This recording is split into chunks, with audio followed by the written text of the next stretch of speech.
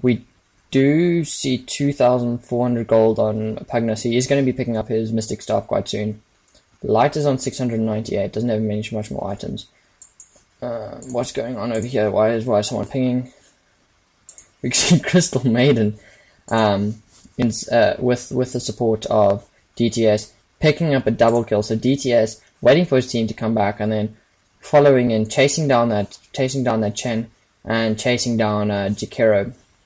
While I was trying to do some creep checks here, sneaky buggers, trying to stop me trying to stop me getting all these kills in this game, which I probably haven't done so far, but that's not the point.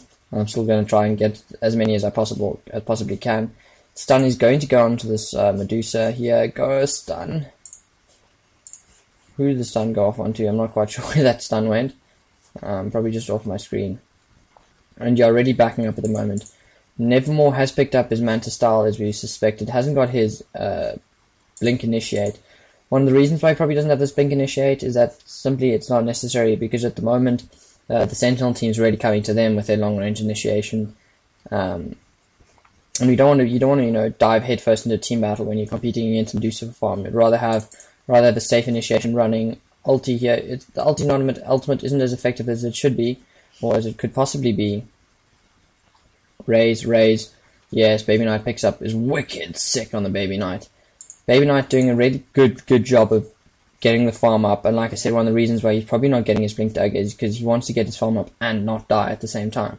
Trying to carry as well as the Alchemist against this Medusa, that's quite important, because if Baby Knight starts dying, gives away his wicked 6 streak gold to whoever kills him, and if Medusa kills him, which is going to be quite likely, then he gives her quite a lot of gold, and that's not going to benefit their team. He needs to stay alive, he needs to get his farm up, and he doesn't need to be giving away unnecessarily gold and XP to any of the heroes on the Sentinel team, because if Medusa gets more farm than she already got 3,000 gold, she's going to be picking up her cookie cutter butterfly soon, then that becomes an issue, and that's not what you want. Baby Knight's sitting on 1,200 gold. Not sure what items are on the Crow at the moment. Still just the Slippers of Agility. And I'm not sure what item Baby Knight's going to go for next. He's probably going to go for his own butterfly, just to, protect himself against this Gorgon. But we see an Initiate going on here. We see Puck and Gorgon going in. We see Jakiro casting off her ulti. BK being popped by the Nevermore, by the Baby Knight. And we see Chen and Jakiro still staying alive, getting out of there. No one being killed on that team side so far. I'm just going to check him right. Great shackle shots. Actually, even though she Windrunner was getting completely outlaned in this early game, Puck's just going to blink away. Great thing about phase shift is that, yeah, if you can, phase shift and blink away because the cooldown's the same.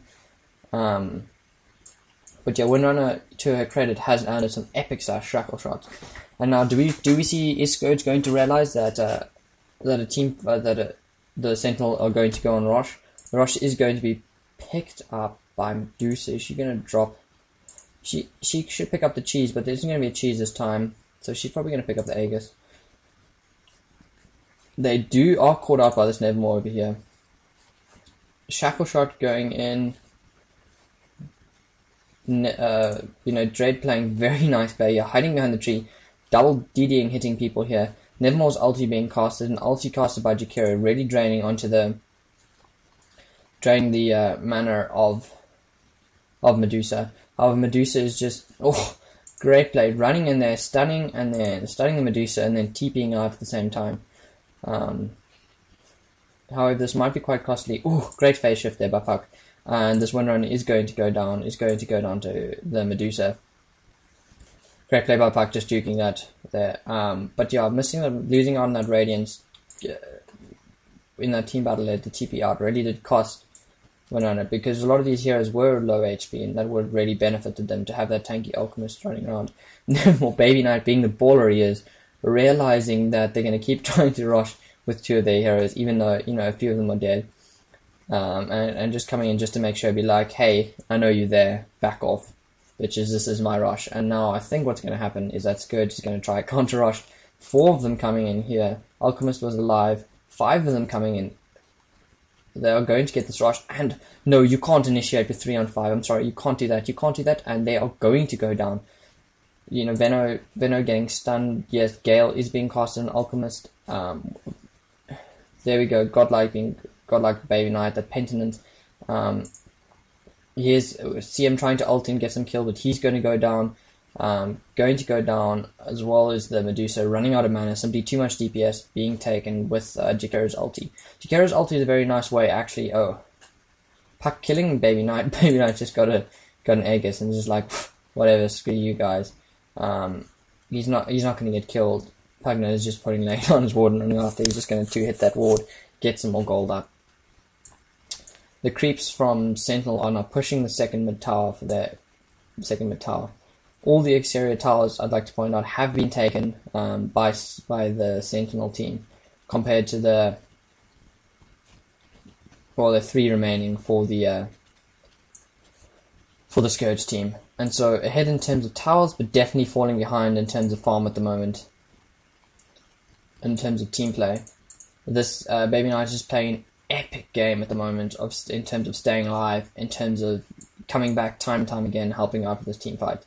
His long range initiation at the moment is being pulled off quite successfully by the Sentinel team. They're initiating well, but you know, diving 3v5 into a team fight, into a rush team fight, is not what you want to do. You know, Crystal Maiden ulting. You know, even if you pick up a BK or beat Crystal Maiden, no offense to you, Shadowfiend's still going to right-click you and you're going to die in about 3 seconds. Or in about 3 hits. So, really not the best item choice there. I'd prefer Crystal Maiden to tank up some more rather than, you know, heading for that BKB. Which, maybe she's not heading for that BKB. Maybe she's heading for that Agadim stick.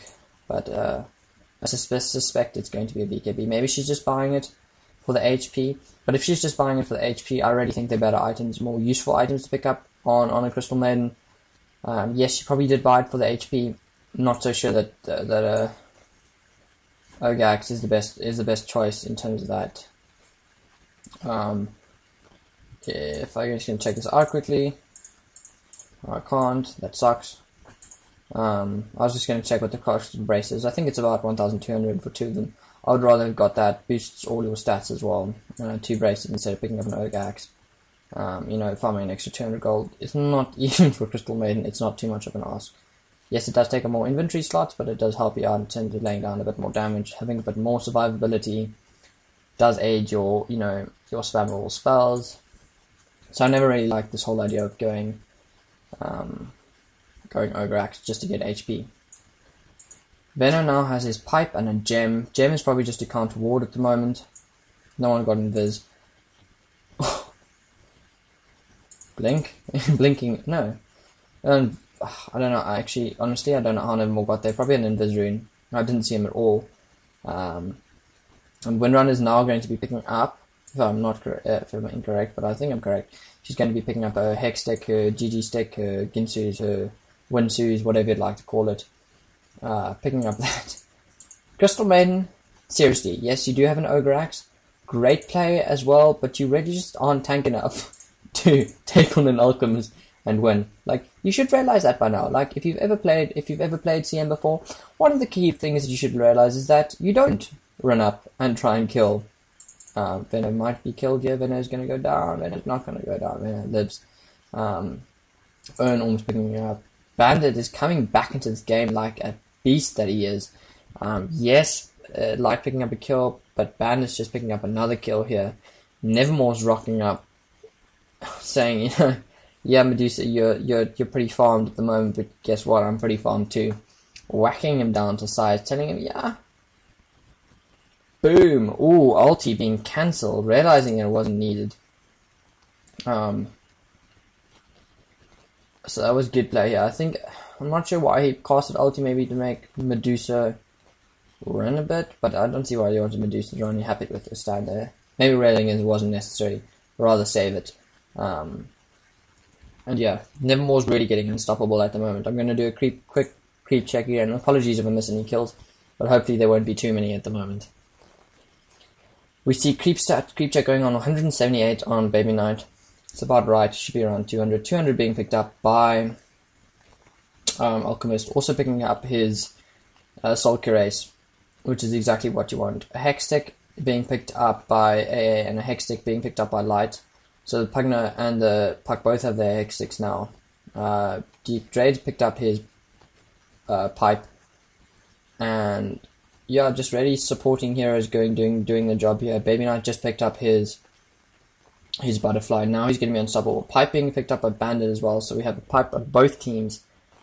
248 creeps going to Medusa, so he is ahead in terms of farm, but it's really not showing off at the moment. The tankiness is being shown by the Scourge lineup as well, in terms of this Windrunner being absolutely tank at the moment. This Alchemist actually being quite tank. Chen's creeps also tanking a lot of damage for the Sentinel. Chen's ulti also being extremely useful in helping that Alchemist tank. Really is working out more effectively than the combos being laid down by Sentinel. Yes, and you know, it's quite an interesting lineup that has been picked by the Sentinel here, because in some respects they're quite an early game team. Because, you know, picking a Chen is quite an early game strategy, and maybe they just picked that because they realized that actually in terms of overall team play, your Sentinel team is the one that really wants to push the game, try and end it early. They have much more early pushing power, much more DPS output early game, or effective DPS output early game than the Sentinel has. Sorry, than the Scourge has. But as it goes to late game, Nevermore is going to get more effective. Alchemist is going to get more effective in pushing. This Jakera is going to be able to spam spells more effectively. And so maybe that's the reason why they picked Chen. You picked Chen so you can just stop that early game push by the Sentinel. Yes, it wasn't too effective. They did get all the exterior towers, but it did stop them bracketing quite a lot. So I think Chen was probably a pick just to stop that early game pushing power and allowing, I know, your 4 heroes here on the Scourge team, which are quite late game. Jakera, I've seen him as a carry before. I'm back again, sorry. That was quite annoying. You just hate it when you're trying to, you know, do something or play Dota or do a commentary or something and people just call you and phone you and make you do chores and it's annoying. Yeah, I'm in second year at varsity at the moment, so, you know, moving out will be one of the benefits of that. But then you don't have your parents or your mom to make you supper, which is like one of the best things possible. Medusa's finished a Butterfly here. The only problem is that I really lose track of what I was saying beforehand.